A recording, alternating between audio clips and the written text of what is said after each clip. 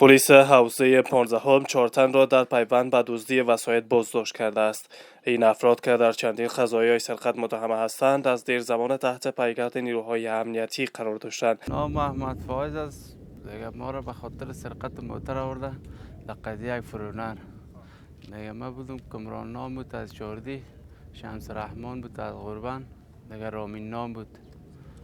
دیگه ما را در مصاب فورتینر برده بوده، ما را در مصاب گرفته. ما و معروف نامه از کرولای سرمایی از کمپانی سرقت شده بود. دیگه دونمو ما قلمداد هستیم. معروف هستم.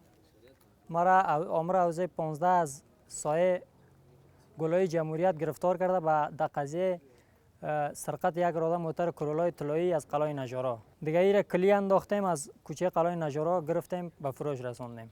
گرفتیم از 3 نفر از یار شناسایی کردیم و 2 تایش ما بیخی به سر چشم دیدیم که در موتر کرولا تعقیب میکردن و 1 تا دیگه سر جلو موتر ما 6 تا موتر ما 3 نفر بردیم.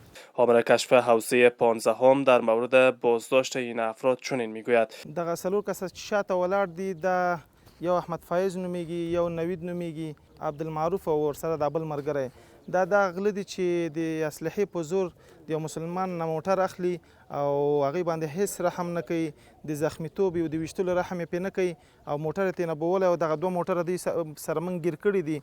نو دوی 4-5 ورځې مخکې یو فورنر موټر بولی او د سرک یوه شناسي نه، نو موږ کامرو راخیستی مقصد د تعقیب لاندې و. نو الحمدلله چې تېره ورځ ګیر شوله، نو چې موږ هر کله هر غل ونیسو نوید او احمد فایز موږ ته قلمدادی. نو الحمدلله دا موږ د 15 حوزې ملګرو په ډېر میړانه سره دوی ګیر کړه، عملی بس توفانچې سره اسلحې سره هم ګیر کړه، سره 2 موټرو. این شخص محمد کریم نام دارد. یک اراده واسطه وی را چند قبل دزدان از مربوطات حوزه 11 به سرقت بردند. وی با گلوی پر از بغض قضیه را چنین قصه می کند: و از امارت اسلامی می خواهد تا بالای این دزدان حکم قرآنی را تطبیق نماید. موتر ما یک کرولای طلایی بود، از مسجد کویتی فاتحه در آمدیم، یک وقت قرآن خواندم فهمیدیم او را گرفت.